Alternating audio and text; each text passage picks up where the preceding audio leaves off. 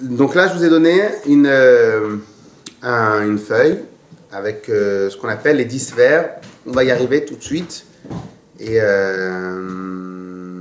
va le travailler. Mais d'abord, tout avant, on va d'abord expliquer quelques petits points. Le deuxième chapitre, nous ont parlé de quoi, essentiellement? Des Neshamot. Des Neshamot. Nous avons 2 Neshamot.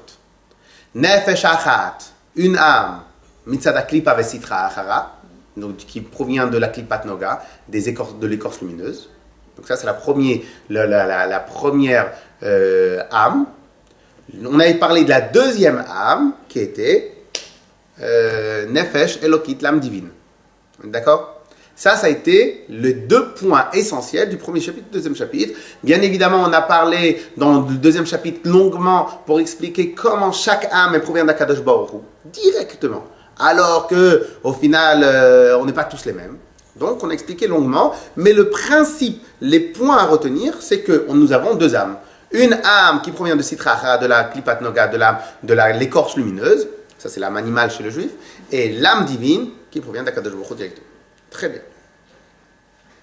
Mais on ne sait toujours pas de comment est composée l'âme. On est d'accord ou pas? C'est comme si je vous dis maintenant, un téléphone. Ok, mais on fait quoi? Qu'est-ce qu'il y a dans ce téléphone? Parce que le mot téléphone, c'est un mot. Le mot âme, c'est un mot. Nous, on sait plus ou moins qu'une âme, elle est là pour faire vivre le corps. Mais on ne sait pas du tout comment ça se passe. Pas seulement qu'on ne sait pas du tout comment ça se passe, prenez n'importe quel juif religieux qui a étudié un peu la Torah, etc. Il va vous dire, bien sûr, qu'on a une âme. Sur l'existence de l'âme à l'intérieur de chaque être vivant, il n'y a personne qui peut le remettre en cause.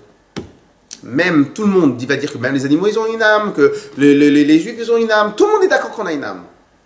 Mais ceux qui n'étudient pas la Kabbale, ils n'ont aucune connaissance de quoi est fait. Alors, pas de quoi est fait, parce que ça, on l'a étudié dans le Perek Bet, il est fait de divinité. Mais on ne sait pas de quoi est pas composé, quelle forme elle a cette âme-là. Peut-être qu'on peut dire que quelle forme elle a, comment elle se dessine, c'est quoi exactement. Okay? Lorsque je vous dis un téléphone, si je suis quelqu'un qui arrive d'un endroit où il n'y a pas de téléphone, on va vous dire, mais un téléphone, c'est quoi? Donc on a besoin d'entrer plus dans les détails. Et aujourd'hui, une âme, c'est quoi? Je vous demande, vous, c'est quoi une âme, madame? Oui. Dites, vous savez quoi? En vérité, le mot, il faudrait dire, on a une âme. Dites-moi en plus. Vous savez en dire plus? Dites-moi en plus. Bon, vous avez étudié Chassidut. Dites-moi en plus.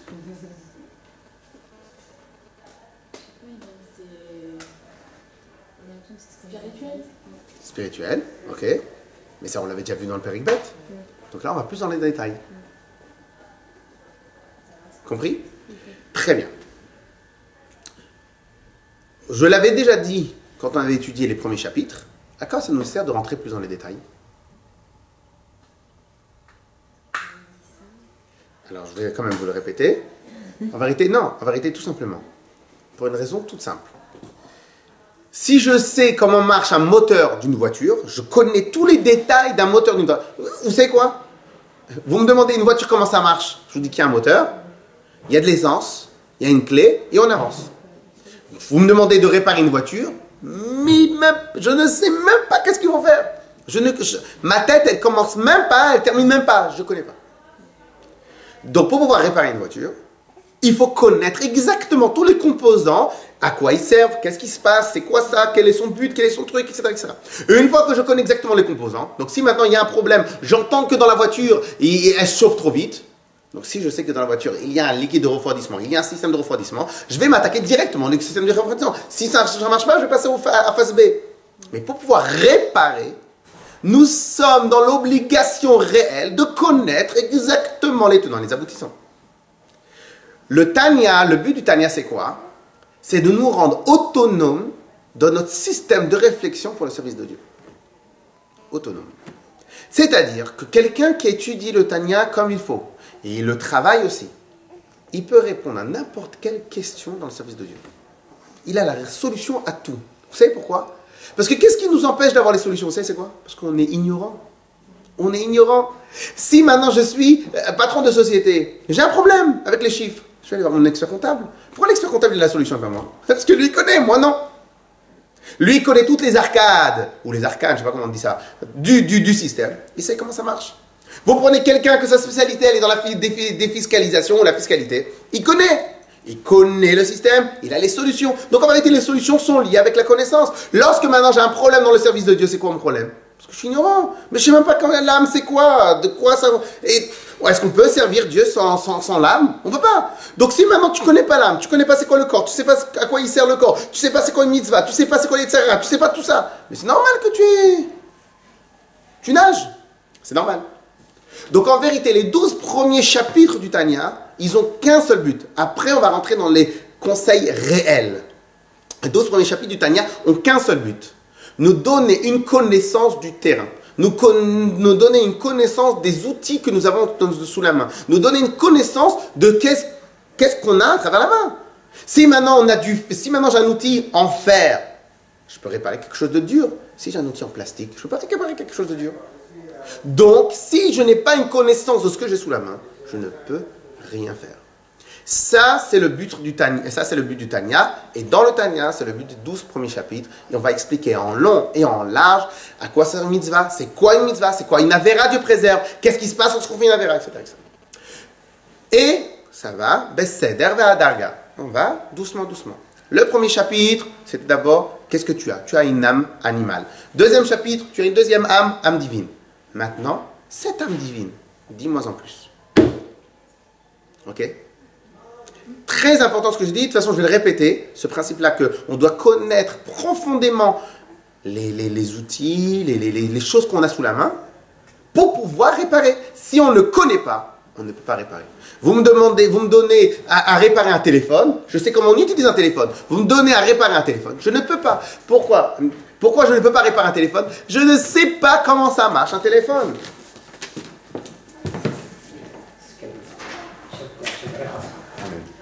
Je ne peux pas réparer un téléphone. Je ne sais pas comment ça marche un téléphone. Je ne sais pas comment de l'interface on accède au numéro. Je ne connais pas. Je vais réparer quoi? Donc vous voulez que je répare dans ma Avodat Hashem, dans mon service de Dieu? Mais pour ça il faut que je connaisse. Si je ne connais pas, je peux réparer quoi? Tu arrives devant un problème de mitzvah ou d'avera. D'où tu sais si c'est une mitzvah? D'où tu sais si c'est une avera? D'où tu sais ce que tu fais c'est bien? D'où tu sais comment réparer chez toi l'erreur et la source qui provoque que tu as une tendance vers cela? Tu ne peux pas si tu n'as pas les outils, si tu ne connais pas. Aujourd'hui, on va dans le Tanya, les 12 premiers chapitres, on va apprendre à maîtriser, à savoir c'est quoi nos outils. Claire, la préface? Très bien. Alors maintenant, on va passer dans le rêve.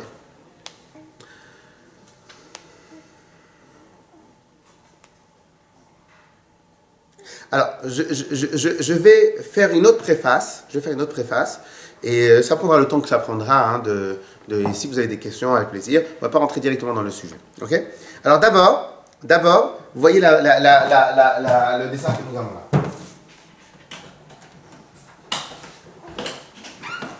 Ok? Regardez bien le dessin que nous avons. Vous avez devant vous 10 sphères. Alors en vérité, les noms, ils vont changer si on parle de Dieu ou si on parle de nous. Ce que vous allez voir, ce qu'on va étudier là maintenant, rapidement, moi je l'appelle le moule dans quoi Akadosh Baruch Hu, il a fait fondre, il a créé, il a façonné toute la création. On dit comme ça. Vous n'avez pas remarqué que le chiffre 10 c'est un chiffre rond? Pourquoi pas 12? Pourquoi 10? Vous savez pourquoi? Parce que c'est Dieu qui a créé comme ça 10. 10 doigts de la main. Pourquoi on n'a pas 12? Pourquoi on n'a pas 9? Pourquoi on n'a pas un chiffre un peu bizarre? Pire, pas pourquoi on n'a pas un chiffre bizarre. Pourquoi le chiffre 10 il n'a pas l'air bizarre? Le chiffre 10, il n'a pas l'air bizarre. Le chiffre 10, on est à l'aise avec le chiffre 10. Le chiffre 10, 20, 30, 40, des chiffres ronds. Pourquoi? Parce qu'en vérité, la création, elle a commencé avec le chiffre 10. Donc partout, 10, ça a l'air complet. Ok? Donc lorsqu'il y a marqué, et ça c'est une chose que moi personnellement j'aime beaucoup, et qu'on aura un jour le temps d'en parler beaucoup plus profondément. Il y a marqué dans Bereshit, Ki betselem Elokim bara et Adam. Traduction. Car betselem, à l'image de Dieu, une chose que vous connaissez, que Dieu nous a créé à son image. Car à l'image de Dieu, Hachem il a créé l'homme. Dites-moi, Dieu il a ma tête à moi ou il a sa tête à elle ou il a votre tête à vous? Dieu il a ma tête à moi. Et s'il a la mienne, pourquoi il n'a pas celle des autres? On est d'accord? Donc ça veut dire quoi? À l'image, on a été créé à l'image de Dieu. Et il a des bras comme moi ou il a des bras plus grands? Parce que pour créer le monde, il faut quand même qu'il ait des bras. En tout cas plus grands, s'il en a. Donc ça veut dire quoi que Dieu nous a créé à son image? Ok? Au final, ce que la Chassidoute répond, c'est la chose suivante. C'est que Hachem, il a créé l'homme avec le même système que lui-même il a créé le monde. On va voir tous les détails Bezrat Hachem après. Le premier système qu'on va étudier maintenant, c'est les 10 sphères. Quand on parle chez Hachem, donc chez Hachem, nous avons 4 grands mondes célestes, 4 grands mondes qui se séparent en 2. 1 et 3 d'un côté. Vous regarderez après la vidéo pour pouvoir vous rappeler par cœur, vous les notez. On a Atzilut, Bria, Yetzira et Asiya. On a 4 mondes. Atzilut, c'est traduction chez Etzel. En hébreu, on dit quand tu vas chez quelqu'un, Ata olech etzel ishtecha, Ata olech etzel dodatra. Tu vas chez ta femme, tu vas chez ta tante, tu vas chez... Etzel, c'est chez. Quand on dit le mot Atzilut, c'est surtout pour dire le monde qui se trouve encore chez Hachem. C'est-à-dire c'est quelque chose qui n'est pas séparé de lui. Ou bien il y en a d'autres qui disent que Etzel, ça veut dire émaner. Okay? Quelque chose qui émane de quelqu'un, c'est quelque chose qui est indissociable de quelqu'un.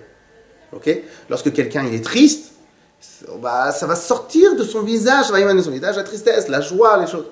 Donc, le monde de Atzilut, c'est le monde de l'émanation, où la grandeur de Dieu, elle émane d'elle-même automatiquement. Ça, c'est un monde. Après, on a 3 autres mondes. Beria, Yetzira, Asiya. Beria, comme Bereshit bara, la création, le monde de la création. Après cette création de la matière première, on l'a façonnée, Yetzira. Un dessin s'appelle un tziour, donc Yetzira. Et après, le monde concret où on voit vraiment la matérielle, c'est Asiya. Dans tous ces 4 mondes-là, nous avons aussi les 10 forces, les 10 sphères, les 10 concepts qu'on va étudier. Dans les mondes, ça s'appelle des sphères, sphirotes. Et nous-mêmes, nous avons hérité de ces sphirotes-là, parce que nous avons été créés à l'image de Dieu. Donc ce que lui, il a créé là-haut, nous, on a été mis aussi de la même manière. Sauf que chez nous, on ne va pas les appeler des sphères, parce que c'est vraiment une chose différente. En plus, sphère, c'est souvent parlé sur Atzilut. On ne va pas dire le mot sphère. Chez nous, on va les appeler les kochot, les forces, ou les prinot, ou les niveaux. Les kochot ha-nefesh, les forces de l'âme. Ces forces-là vont surtout être les expressions de l'âme. C'est quoi les expressions de l'âme? Quand je veux réfléchir, je vais utiliser le premier niveau qui s'appelle Chokhmah. Lorsque je vais aimer, ça va passer par Chesed. C'est les outils de série que nous avons eus pour réfléchir, pour analyser, pour s'attacher, pour aimer, pour craindre, pour l'harmonie, etc., etc. Donc l'âme, elle a besoin de s'exprimer. C'est quoi de s'exprimer? Elle a besoin de se matérialiser, de prendre forme quelque part. Ces formes-là, on en a 10. Chokhmah, Bina, Da'at, Chesed, etc., etc. Donc on les appelle les forces de l'âme. Clair jusqu'à là? Ok. On va maintenant regarder dans le dessin et on va un tout petit peu essayer de traduire. Chokhmah, la première force. Alors si vous voyez bien dans le dessin, vous avez une partie à droite, une partie à gauche et une partie au centre. En vérité, dans le dessin, il faudrait que je l'améliore au fur et à mesure. le dernier Malchut, il est censé être un peu plus en décalage. Parce que là, il a été mis à la suite, comme si c'était une suite. Mais Malchut, c'est pas vraiment une suite. Malchut, il est un peu plus en décalage. On va l'arranger. Donc, vous avez la partie de droite, la partie de gauche et la partie du centre. Et Malchut, c'est la 10e, c'est encore une autre chose. En général, la partie de droite vont avoir certaines caractéristiques communes. La partie de gauche va avoir certaines caractéristiques communes. Et la partie du milieu, la même chose. Ok? On commence, on va le lire ensemble. Chochma.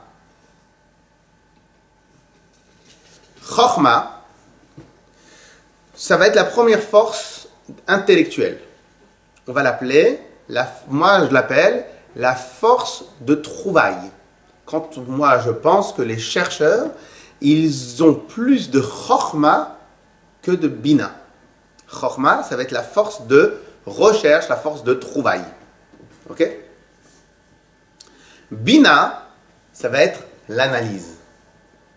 Alors juste comme ça pour rigoler, en général ça fait plus rigoler les hommes que les femmes, mais là aussi vous allez rigoler. Il y a marqué que les femmes, elles ont reçu Bina Yetera, une Bina en plus. Je ne sais pas si vous avez entendu parler de ça. Comme ça, dans tous les milieux orthodoxes, ils adorent rigoler avec ça. Et ils ont reçu une Bina en plus. Et Bina, ça sert à quoi? Ça sert à l'analyse. Et c'est lié aussi avec la condition de femme. Et vous voyez bien pourquoi les femmes elles parlent beaucoup. Parce qu'elles ont plein de choses à dire sur tout. Quand elles ont une robe, elles peuvent discuter de chaque millimètre de la robe. Mais tu as vu ce coton-là, il a été pris de ça. Oui, mais si tu vas dire qu'il a été pris de... Pendant des heures et des heures. Pourquoi? Parce que c'est lié avec la force de l'analyse. Et nous avons vu dans le chapitre 2, et c'est aussi pour cela, et comme je vous avais dit, que la femme, que les parties de gauche, ils ont les mêmes caractéristiques. Et c'est pour ça que c'est la femme qui porte le bébé. Pourquoi? Parce qu'elle a une force d'analyse. C'est quoi l'analyse? C'est développer un sujet. C'est pour ça qu'elle porte l'enfant. Pourquoi? Parce qu'elle a la possibilité de prendre des choses de l'extérieur et les développer. Chose que l'homme ne sait pas faire. L'homme, il va foncer dans un certain domaine, mais il ne va pas voir. Si on veut avoir du goût, on va plus chercher les femmes. Pourquoi? Parce que les femmes, elles vont tellement analyser chaque chose qui se passe dehors, etc., elles vont arriver à des meilleures conclusions. Ok? Donc, on a Chochma, la force de recherche, Bina, la force d'analyse, et Da'at. Alors, on traduit Da'at par le savoir. Mais la vraie traduction de la Chassidut sur Da'at, c'est pas le savoir, c'est la force de s'attacher. La force de s'attacher avec les choses. On raconte, bon mais ça on raconte pour illustrer l'exemple. Les chassidim racontent une petite histoire qui veut rien dire, c'est juste une petite anecdote, une petite parabole. Il y avait à l'époque, dans tous les villages, il y avait les gens qui connaissaient, les gens de science. Dans les gens de science, ça pouvait être un professeur qui savait lire et écrire, hein. C'est ça le genre de science. Il y avait les paysans qui connaissaient absolument rien, à part leur métier, etc. Ça pouvait être des gens intelligents, mais ils ne savaient pas lire et écrire. Et à l'époque, ils faisaient venir de la ville des savants pour enseigner à leurs enfants. Un monsieur, un jour, il reçoit une lettre de la ville ou une lettre venant de la famille de son père. Il ne sait pas lire. Il demande au professeur, monsieur le professeur, s'il vous plaît, vous pouvez me lire ce qu'il y a dans la lettre. Très bien. Le professeur vient gentiment. Donc bonjour, cher, c'est la mère qui écrit, cher Reuven, sache que malheureusement, ton père a été malade pendant 6 mois, très très dur, et dans de terribles souffrances. Alors lui, il commence à se décomposer depuis le mot malade. Le fils commence à se décomposer, oui, et la mère en plus elle rajoute des couches, analyse, donc elle vient et donne tous les détails, et il a souffert lundi, et mardi, et le matin, et le soir, nanana, c'est la mère, alors si ça a été la grand-mère, alors, et donc, elle vient, elle fait tout en détail, et à la fin pour terminer, et il est mort. Le professeur lit comme ça, et il est mort, lui il reste plus ou moins de glace, bon, comme ça, il est un peu touché, il reste de glace, l'autre il tombe comme ça, il est évanoui. Mais qu'est-ce qui s'est passé ici?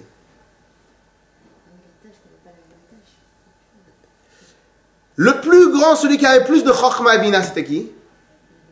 Professeur. Mais il n'était pas attaché à l'information qu'il a reçue. Le Da'at, dans la Chassidoute, il est toujours en marge. C'est une faculté intellectuelle, mais c'est une faculté qui a les deux casquettes. C'est le lien qu'il y a entre Chokhmah et Bina, donc les vraies facultés intellectuelles pures, et le caractère. Parce que le caractère, c'est déjà un peu plus nous. Ok? Donc, qu'est-ce que va faire Da'at? Va mouliner, va travailler, va récupérer toutes les informations de Chokhmah Bina pour que l'homme s'attache avec ces informations-là. Le savant, lui, il a reçu l'information, mais il ne s'est pas attaché. Il n'était pas attaché avec ces informations.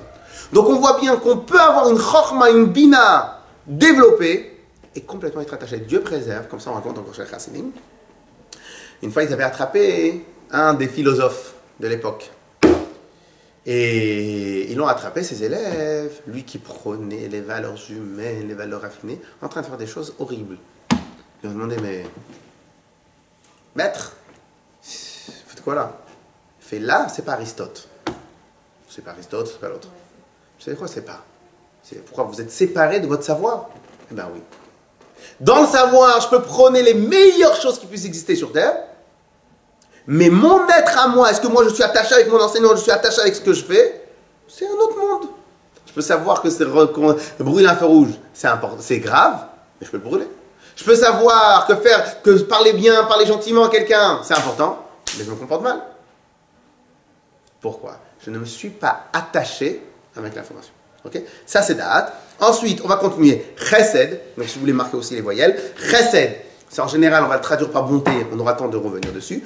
Gvura, la rigueur. Tiferet, c'est le milieu. C'est pour ça qu'on dit tout le temps le juste milieu. Chesed et Gvura, c'est deux opposés, mais à l'extrême. Tiferet, c'est l'harmonie des deux. Pour vous donner un petit mémo technique, tout simplement, regardez. Dans les extrêmes, quelque part, il y a toujours du mal. Dans l'extrême, des fois, c'est trop pur et des fois, c'est très mal. Abraham, c'était le chesed à l'état pur. Et bien, Abraham, il a eu Ishmaël. Yitzhak, c'était la rigueur à l'état pur. Il a eu Esav. Yaakov, c'était l'harmonie de chesed et de gvura en même temps. Et il n'en a pas eu 2 des enfants. Il en a eu 12 des tzadikim. Les 12 Shvatim qui étaient tous des tzadikim. C'est-à-dire que des fois, dans l'extrême, c'est un peu difficile. C'est l'harmonie. C'est Tiferet. Tiferet, c'est l'harmonie. En général, Tiferet, quand on dit qu'on a un habit beau, c'est quoi un habit qui est beau? C'est lorsque c'est une couleur et un truc? Non, un habit beau, c'est plus il y a de formes raffinées à l'intérieur qui s'allient ensemble, c'est ça qui rend beau. Faut rigoler. Donc, c'est quoi Tiferet? C'est quoi Tiferet? Tiferet, c'est un assemblage de multitudes de détails, mais qui s'embriquent les uns avec les autres. C'est là que ça devient Tiferet. Donc Tiferet, l'harmonie, c'est quoi l'harmonie? C'est lorsqu'on a beaucoup de détails en même temps. Si maintenant moi je suis tout seul dans mon île, il n'y a aucune harmonie. Je fais ce que je veux, quand je veux, où je veux. Il n'y a pas d'harmonie. L'harmonie, c'est quand je peux être avec une autre personne, et malgré cela, on est mishtalev, on s'associe ensemble. Ensuite, Netzach, que ça va être du côté de droite, ça va être la force de vaincre. Hod, ça va être la force de remerciement. Yesod, ça va être l'harmonie des deux. Et Malchut, pourquoi je l'ai dit tout à l'heure qu'elle va être en séparée? Parce que Malchut, ça va être elle aussi le lien et le lien entre le monde actuel et le monde d'après. Donc, si maintenant nous parlons de Atzilut, Malchut, c'est ce qui va nous donner et nous faire arriver à Bria. Je passe toutes les midot, j'arrive à Malchut de Bria, c'est ce qui va me faire arriver à Yetzira. Je passe toutes les midot et j'arrive à Yetzira, à Malchut de Yetzira, pour passer à Asiya, et ainsi de suite. Et après, bien évidemment, la question elle va être, alors nous, on n'a pas d'autre monde après nous. Pourquoi on a aussi une Malchut? Clair? Donc nous aussi, on n'a pas d'autre monde. Pourquoi on a besoin de malchut? Ok? C'est bon? Oui, on fait une petite pause ou... Gvura, c'est quoi? La rigueur. D'accord. Mais c'est la rigueur à l'état pur. C'est-à-dire, c'est le plus... Le top de la rigueur, et on apprendra après c'est quoi la rigueur. Yesod. Pourquoi Yesod, c'est l'harmonie des deux. l'harmonie Entre Netzach et Hod. Parce que même Netzach et Hod, c'est un peu difficile. Yesod, c'est la base. Comme la traduction littérale.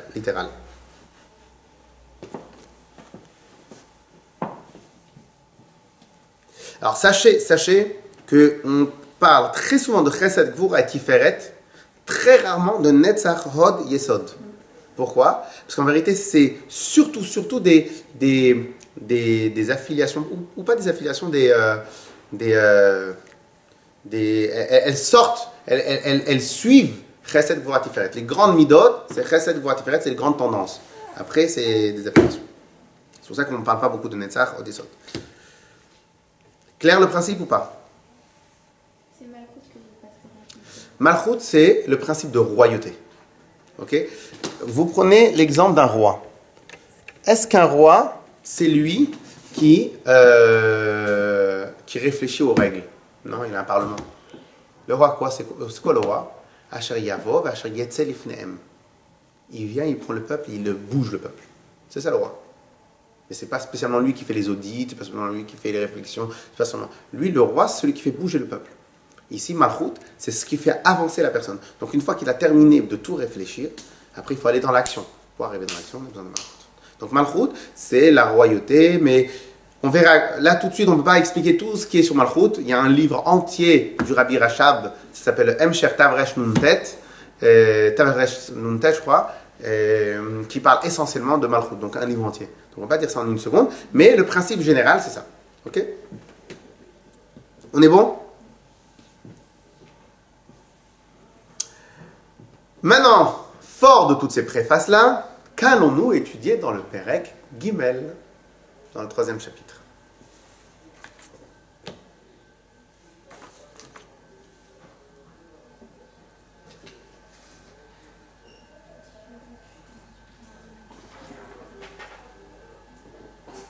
Ok.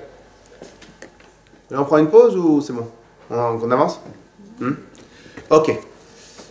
Un des plus grands principes du Tanya. Mais quand je vous dis un des plus grands principes, disons que ça serait même le principe. Le Tanya veut nous enseigner la chose suivante. Nous avons les outils de série, que ça on ne contrôle pas spécialement. Chacun il va naître avec des outils plus développés que d'autres. Et après, donc ça c'est les outils de série, et après, on va voir vers quoi on les dirige. Aimer, c'est quelque chose qui existe chez tout le monde. Il y en a qui vont aimer leur chien, ou vice-personne. Et il y en a qui vont aimer leurs enfants. Il y en a qui vont aimer travailler, il y en a qui vont aimer dormir. Chez tout le monde, le mot aimer existe. Pourquoi? Parce que aimer, c'est de série. Craindre, tout le monde craint. Il y en a qui vont craindre l'échec, il y en a qui vont craindre pour leur parnassa, il y en a qui vont craindre rien, sauf les araignées. Il y en a qui vont craindre, ou les souris. Il y en a qui vont craindre. Donc, craindre, c'est de série chez l'homme. Ok? Mais, le Tanya pense que ce que nous craignons, ou ce que nous aimons, est totalement donné à notre volonté. C'est-à-dire qu'on peut choisir soi-même qu'est-ce qu'on aime, qu'est-ce qu'on craint. En d'autres termes, il n'y a rien de inné chez quelqu'un. La seule chose qu'il y a de inné, c'est l'outil amour, l'outil crainte, l'outil, en fin de compte, c'est même pas de l'amour, c'est l'outil chesed, l'outil rigueur, l'outil tiferet. C'est la seule chose qui existe. Qu'est-ce que j'aime pas, c'est rien d'inné. Ce n'est rien d'inné. Quelqu'un que Dieu préserve, il peut même haïr son père. Mais je n'ai pas compris, c'est inné. Mais comment il peut le haïr? Parce qu'il existe chez lui le sentiment de haïr, il a dirigé vers son père. Il peut aimer son chien plus que son enfant. Mais comment c'est possible? Ça n'existe pas. Parce que le sentiment d'amour est un sentiment inné. C'est-à-dire l'existence d'amour, la possibilité, la capacité d'aimer, c'est quelque chose de sérieux.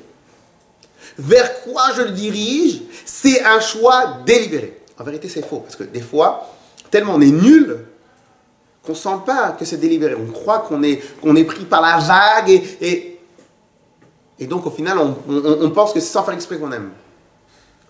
C'est exprès. Tout est exprès. Rien n'est inné. Rien. Par contre, sur ça, je voudrais avoir vos avis.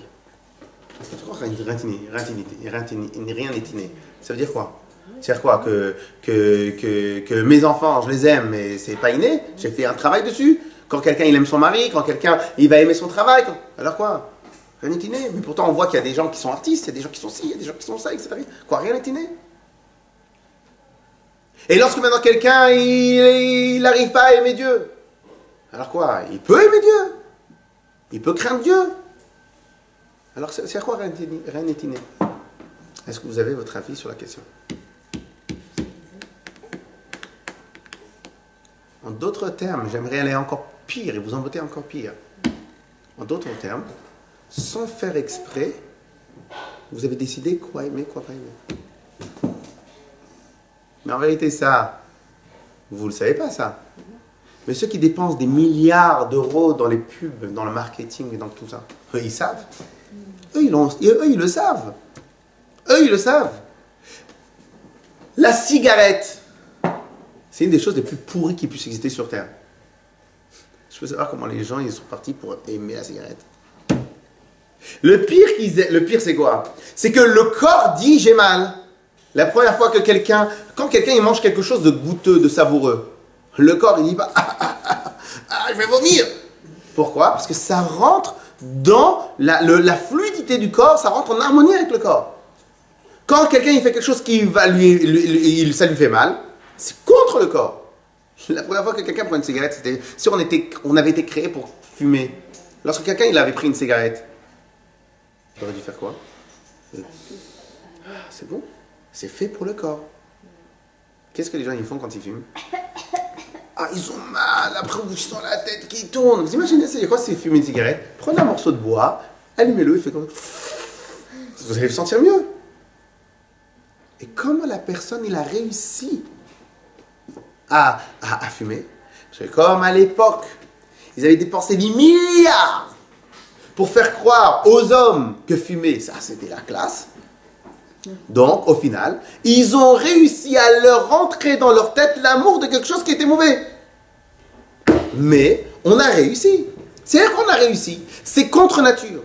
Ça prouve bien que aimer ou pas aimer est totalement soumis à notre volonté. Merci beaucoup. Totalement soumis à notre volonté.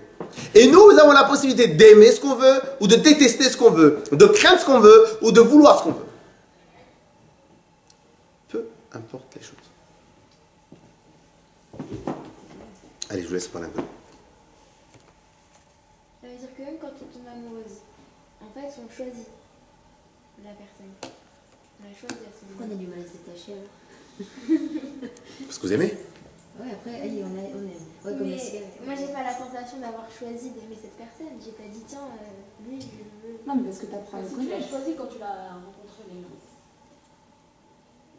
Tu as choisi que ce soit lui que tu vas voir T'as plus accepté loin. ces Voilà. avancements. T'as accepté de le rencontrer à plusieurs fois. Et pourquoi elle n'a pas accepté quelqu'un d'autre? Bah ouais. Ouais. Ouais, c'est ça.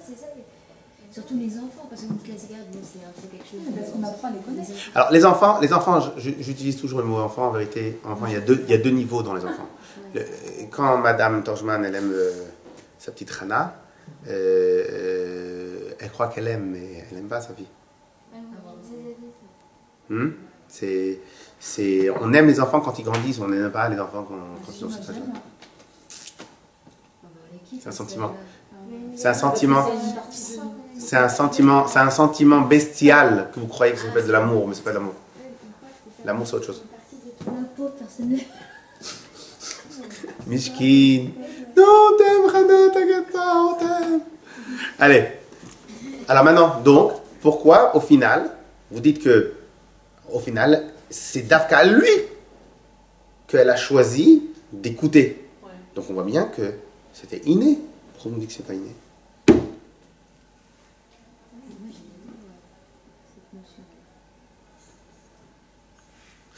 Vous avez du mal avec cette notion parce que d'abord, personne n'y réfléchit à ça.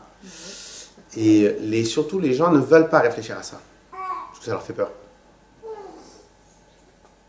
Et ça aussi, ça engage beaucoup. Mais, venons réfléchir. Pourquoi je vais préférer un garçon ou préférer une fille? Si c'est inné, je ne devrais pas préférer. N'importe laquelle qui arrive, c'est fini l'histoire. C'est ça, par rapport à l'enfant. Oui, mais donc vous avez un sentiment de volonté lorsque vous voyez les actes. Qui fait?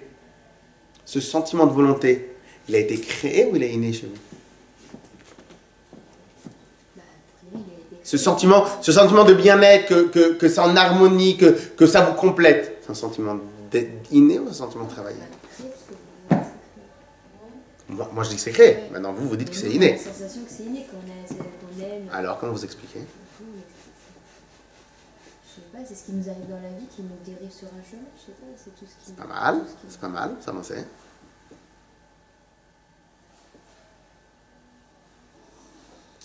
En vérité, tout est une histoire de Marlboro. On va encore comparer à ça. Tout est une histoire de cigarette. En vérité, depuis qu'on est tout petit, on a reçu de par notre éducation des clichés. On a reçu de par notre éducation on va dire des clichés. On a notre mémoire sélective.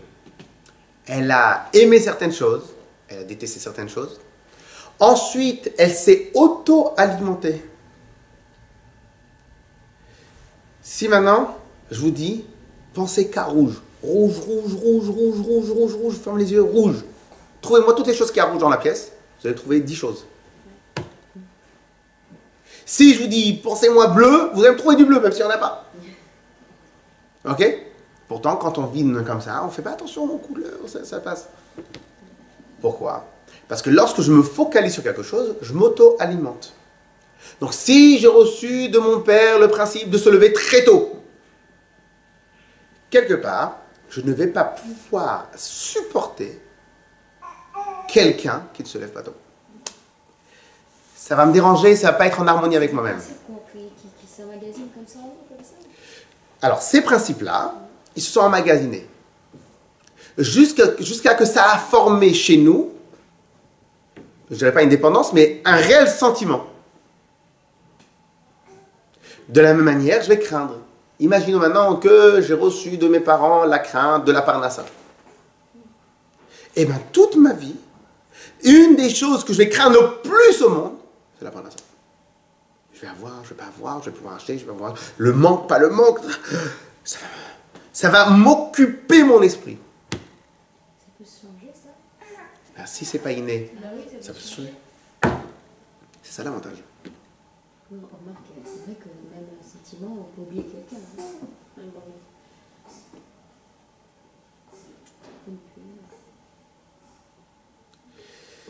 Et donc, si nous partons de ce principe-là,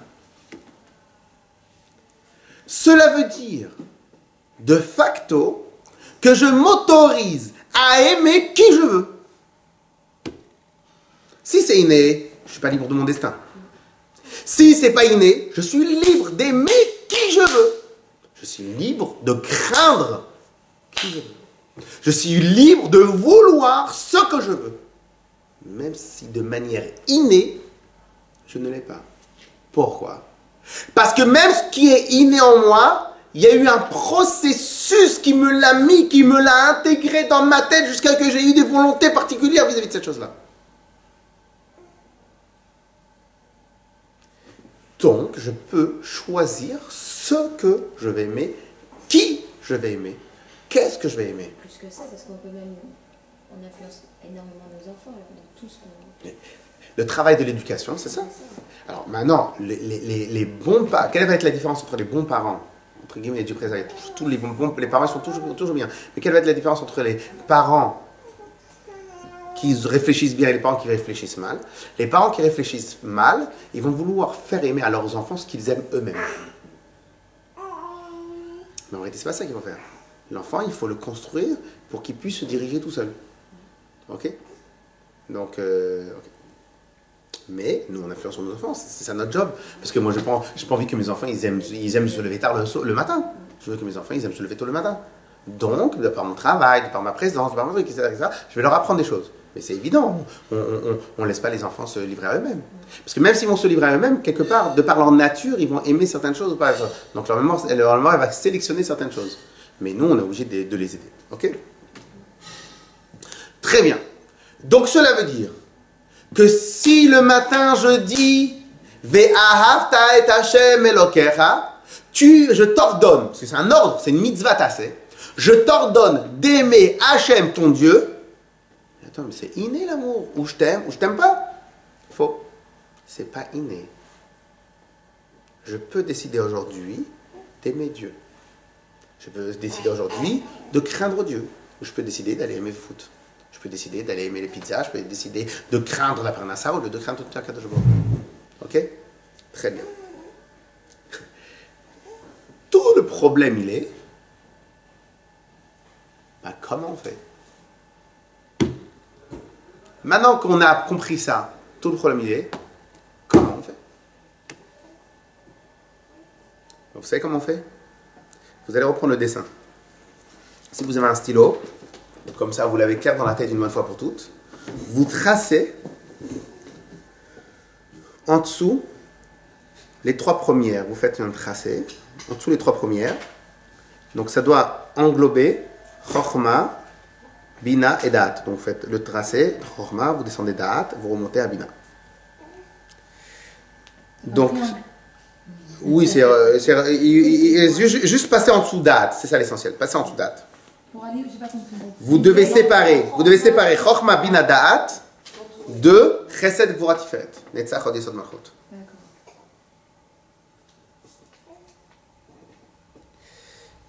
Je vous avais dit qu'il fallait qu'on connaisse. Hein? Je vous avais dit qu'il fallait qu'on connaisse nos outils pour pouvoir les maîtriser. Et bien là, c'est une des grandes règles que le Tanya va nous enseigner. Vous savez quel est le process pour aimer? Vous n'allez jamais vous imaginer. C'est comprendre.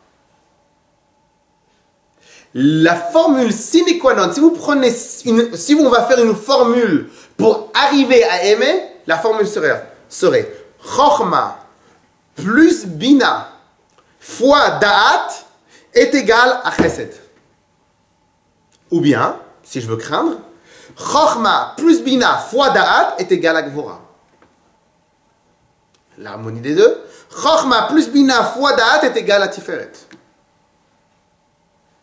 Ça, c'est la formule. La formule. Et il n'y a pas une autre formule qui existe pour aimer ou pour craindre, pour ce que vous voulez. La formule, c'est Chochma plus Bina fois Da'at est égal à Chesed, aimer.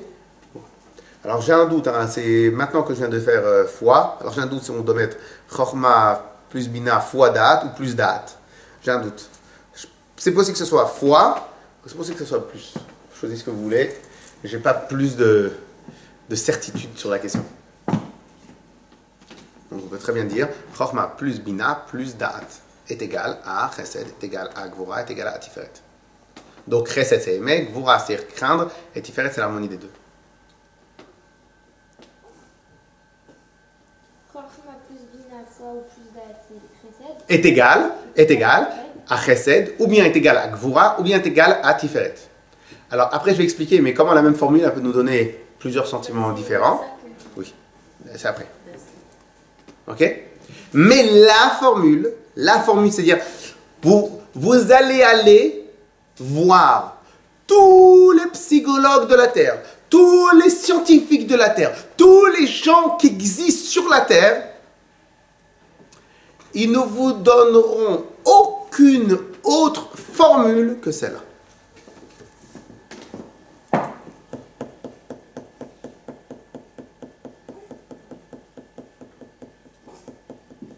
Cela veut dire que si vous avez aimé le foot, c'est parce qu'il y a eu le process qui s'est mis en route. Vous avez eu des réflexions de foot dans Chorma, qui ont été passées, transmises à Bina, qui ont été multipliées ou transmises en plus, ou elles ont été utilisées par Da'at, ce qui a transformé chez Chesed. Mais il y en a qui détestent le foot.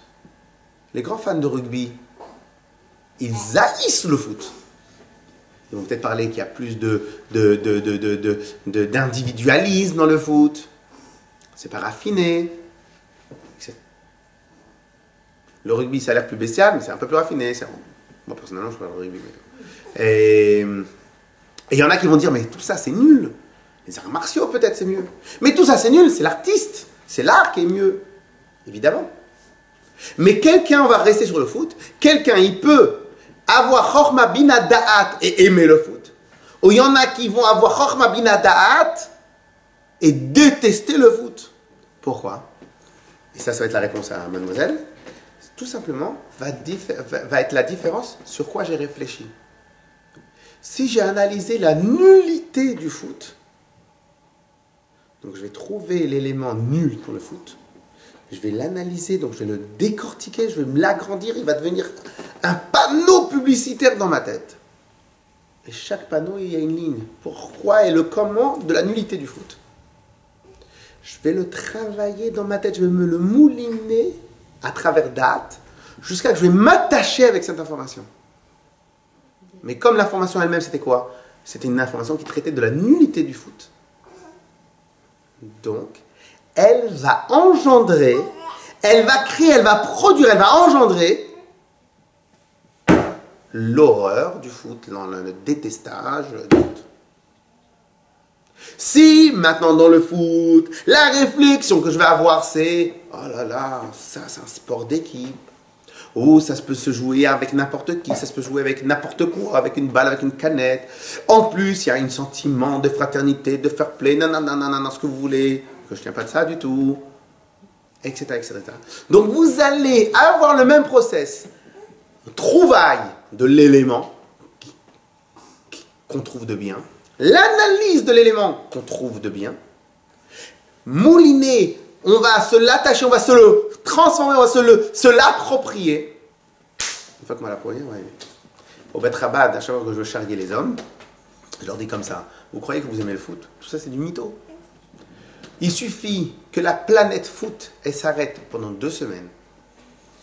Quand je dis la planète foot, c'est qu'il n'y ait plus de journaux qui parlent de foot. Il n'y a plus d'articles qui parlent de foot. Il n'y a plus de magazines, il n'y a plus de télévision, il n'y a plus de rien qui parle de foot. Je dis seulement 2 semaines. 2 semaines où il y a le silence total de foot, je peux vous assurer que pour qu'après ils relancent la machine, ils vont devoir dépenser des milliards juste pour relancer la machine. Tout le monde croit qu'ils aiment le foot. C'est parce que le foot, on le voit partout. On va partout. Et les gens aujourd'hui sont prêts à payer de l'argent pour avoir des activités. Donc aujourd'hui, le foot, ils ont l'information gratis. Ils ont envie qu'on leur occupe le cerveau. Les gens, ils en ont marre, ils n'aiment pas être un cerveau vide. Donc au lieu d'aller étudier la Torah, de toute façon, les gens, ils savent très bien ceux qui font le foot. Ils savent très bien comment il faut manipuler l'opinion. Il faut leur mettre, ah, celui-là, il a fait ça. Ah, vous n'avez pas fait le foot. Et lorsque quelqu'un il a fait un super but, on regarde exactement le geste. Mais c'est 3 buts sur 90 minutes, c'est nul. Et encore 3 buts quand il y a 3 buts. Et ils vont vous former pour que vous croyiez que c'est super beau. Et hop, au final, ils vous ont eu. Vous enlevez le foot, vous enlevez la planète foot. C'est-à-dire que plus personne ne parle de foot, plus personne sur Terre ne parle de foot, pendant 2 semaines, il n'y a plus de foot. Et plus personne n'aimera le foot. Si, encore pire que ça, au lieu de faire le foot pendant 2 semaines, vous avez parlé que de, je sais pas moi, un sport nul, le plus nul que possible, les gens ils vont aimer ce sport. Alors, bien évidemment, le foot, il a certaines qualités qui font qu'il est plus facilement aimable, parce que c'est un sport qui coûte rien du tout, ça coûte 3 € une balle, et on s'amuse avec n'importe qui, avec un enfant, etc. Donc il a certaines facilités que tout le monde peut aimer. Ok? C'est facile, ça engage en rien, c'est pas un entraînement spécial, voilà. Ok? Mais vous remplacez le foot à la place le rugby, vous remplacez le foot à la place vous mettez le baseball. Voilà, en Amérique, ils n'aiment pas le foot. Pourquoi? Donc ça veut bien dire que le foot, il n'a rien de spécial. Eux, là-bas, ils vont aimer le baseball. Vous prenez un Français, vous lui demandez est-ce qu'il aime le baseball, il va vous dire, il n'y a pas plus nul au monde que le baseball.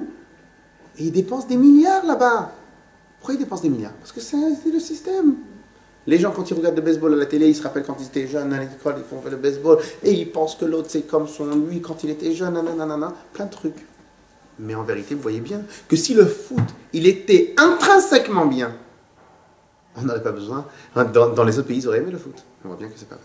Ok? Ça veut dire qu'on est hyper influençable en fait et qu'on n'a pas de. Vous pouvez pas vous imaginer à combien. On n'a même pas de vraie personnalité, mais finalement c'est en fonction de ce qu'on a vu sous les yeux. Alors, la personnalité, elle existe, Oui. mais elle peut être totalement éteinte. Quelqu'un qui regarde matin, midi et soir les informations, quelqu'un qui regarde toute la journée des bêtises, il n'a pas le temps de s'exprimer. Moi, je fais exprès de ne jamais regarder les informations télévisées ou n'importe quoi. À la rigueur, si je regarde, c'est à l'écrit. Pourquoi? Parce que tout est manipulé. Tout est manipulé. Tout est manipulé. Pourquoi en France, ils sont tout le temps contre Israël? Parce que c'est manipulé.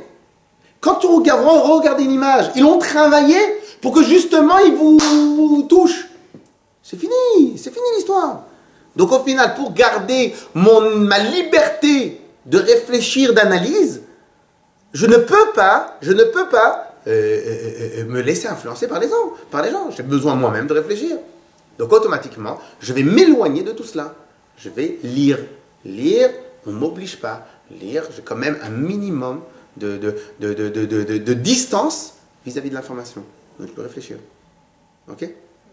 Très bien. Je pense qu'aujourd'hui, on a appris des très grandes règles. Ok? Est-ce que vous voulez qu'on fasse un tout petit peu dans les mots quand même? C'est important. Ouais. Ouais, moi je veux bien faire ça. C'est-à-dire? Non, bien la traduction de chaque mot. De Chokhmah bin Hadat? Ouais. Alors rapidement, parce que je ne voudrais pas trop terminer trop tard, mais comme on a bien avancé, tout ce que j'ai dit à l'oral, on va le retrouver dans les mots. Donc, après, on va faire au moins les 10 premières lignes. Ok? Ah, donc, on a redit Chokhmah. Chokhmah, c'est à droite. La force intellectuelle, j'aimerais. Alors, la force de trouvaille. Non, les 3 premiers, c'est les forces intellectuelles. C'est les forces d'intellect. Ok? Là, c'est Chokhmah, c'est la force de trouvaille. La force de recherche. Bina. Exactement. Ça, c'est les femmes. C'est bien que vous êtes rappelé de ça, c'est bien. Da'at, alors c'est une force intellectuelle, mais son job à Da'at, c'est de s'attacher avec l'information. On se rappelle de l'histoire du paysan, que le savant, il était plus intelligent que lui, il était plus fin connaisseur que lui, il était plus scientifique que lui, donc il avait plus de chokhmah et de bina que lui. Mais malgré cela, ce qui lui manquait, c'était le da'at. L'autre, il était moins intelligent, mais il était attaché à l'information. Donc l'information l'a touché, l'a rendu, l'a évanoui. Ok? Donc da'at, c'est la chose. Ensuite, ça, c'est les forces d'intellect. Et après, nous allons avoir les forces de caractère. Exactement. Les forces de caractère, c'est tout le reste.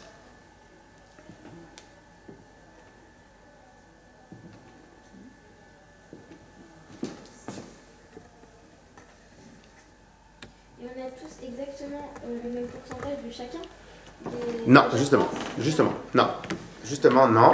On va avoir des gens qui vont avoir plus le chesed développé. Donc s'ils vont avoir plus le chesed développé, ils vont avoir une facilité d'aimer. L'autre, chesed, c'est la bonté. Ils vont avoir une facilité à aimer. Il y en a d'autres qui ont une difficulté à aimer. Par contre, ils ont une grande facilité à être rigoureux, à être distants, à être... Bah, de toute façon, un des plus grands exemples que nous avons, c'est Hillel et Shammai. Hillel, la Kabbale nous enseigne que Hillel, sa neshama provenait essentiellement du chesed. C'est pour ça que lui, en général, toutes les halachot, il les rendait plus accessibles aux gens, il était plus patient avec les gens, il était plus affable avec les gens. Et Shammai, que lui c'était un tzaddik, hein, donc on ne parle pas de gens pas bien méchants, on parle pas de ça. Shammai, il provenait essentiellement de Gvura. Donc toutes ces halachot, elles étaient tout le temps le non, c'est interdit, c'est ci, c'est ça, etc., etc., etc. En tout cas, dans la grande majorité.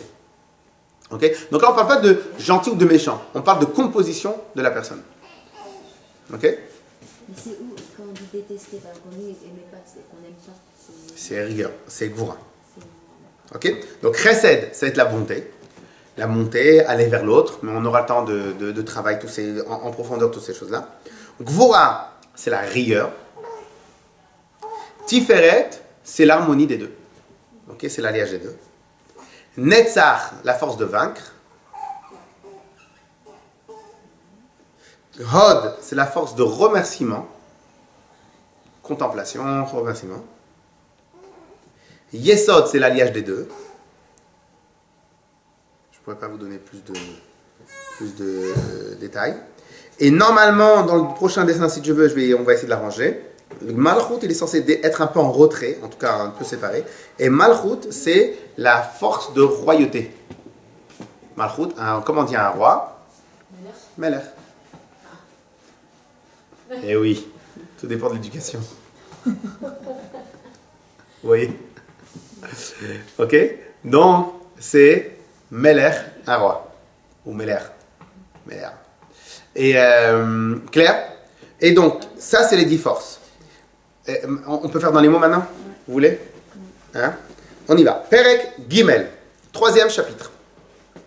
Veine, Kol China, Umadrega, chaque facette ou chaque niveau. Mishalosh Elou, de ces 3 niveaux-là, donc je vous rappelle ce qu'on avait étudié dans le Perek Bet, que chaque âme, elle avait 3 niveaux. Nefesh, Ruach et Neshama. Ok? Donc chacune de ces 3 facettes-là, 3 ces niveaux-là, Kloula, je ne vais pas spécialement vous demander des questions ou je vais trop m'étaler, on a tout expliqué, vous le reverrez, on a tout dit à l'oral. Kloula, donc ces 3, donc l'âme elle est composée de 3, Nefesh, Ruach et Neshama, et chacune des 3, Kloula, elle est incluse, mais elle sert prinote de 10 facettes, de 10 niveaux. Je vous avais dit que on les avait hérités des sphères célestes. Donc nous, les 10 niveaux que nous avons à l'intérieur de nous, on ne les appelle pas des sphères, on les appelle des forces. Mais nous-mêmes, on les a hérités des 10 sphères célestes. Keneged, Eser Sphirot, Elionot. Les 10 niveaux que nous recevons, nous, ici, elles sont à l'image des 10 sphères de Shakadosh Baruch Hu. Shenishtal Shlomed, que les 10 que nous avons à l'intérieur de nous, ils proviennent des 10. Anichlakot Leshtaim. Donc ces 10 niveaux-là, ils sont séparés en 2. Shel Shalosh Imot, Vesheva Kefulot. Regardez bien les mots qu'il a dit. Les 3 mères, donc les 3 géniteurs, Vesheva Kefulot, et les 3 génités ou engendrés, ou les 3 affiliés. Pirouche, Chochma Bina et Dat. C'est quoi? C'est les 3 niveaux, les 3 mères. Veshivatim Abinyan, et les 7 jours de la création, qu'on appelle en haut les 7 jours de la création, c'est Chesed, donc les 7 sphères, Chesed, Gvura, Tiferet, Roulé, etc. Vekar benefesh Adam, ainsi chez l'homme, Shenichleket Lishtaim, elle va être séparée de la même manière en 2. Sechel, l'intellect, ou Midot, le caractère. A Sechel Kolel, Chochma Binavdat. Le sechel, il inclut, il est composé de Chochma Binadat, Ve'amidot, et les caractères, ils vont être Ahavat Hashem, l'amour d'Hashem, ou bien au parado, la crainte, la peur, ou le pharo, ou bien rendre splendide à Kadosh Baruch Hu. Vechabad, donc vous avez bien vu, c'était Chesed, Vura, Tiferet. Vechabad. Alors maintenant, vous allez peut-être savoir pourquoi les Lubavitch sont appelés les Chabad. Parce que Chabad, c'est l'acronyme ou l'acrostiche, je ne sais pas comment on dit, c'est les premières lettres de Chochma, Bina, Dat. Vechabad, et donc Chochma, Bina et Dat, Nikreu, Imot, elles sont appelées les mères, Omekor, la Midot, et la source de toutes les Midot. Pourquoi? Parce que ce que je vous ai dit au début, qui a Midot en Todot Chabad. Il n'y a rien d'inné. Les Midot, les caractères, ce que nous aimons, ce que nous n'aimons pas, sont le fruit de Chabad. En Toldot sont les affiliations de Chabad. Juste une chose que j'ai dit tout à l'heure, mais il faut que je me reprenne un peu. J'ai dit qu'en réalité, on a 2 séries. Tout Chesed Gvura Tiferet. Alors, c'est vrai qu'on a 2 séries, mais malgré ça, dans l'organigramme, vous voyez bien qu'elle découle quand même, puisque ça commence par Chochma. Chochma donne naissance à Bina, Bina, Dat, Chesed, Chesed Gvura. Donc, au final, tout découle des 3 premières. Mais moi, je suis plus focalisé, non pas sur la matière de Chesed, mais plus à quoi va nous servir Chesed. Ok? Razak au Baruch.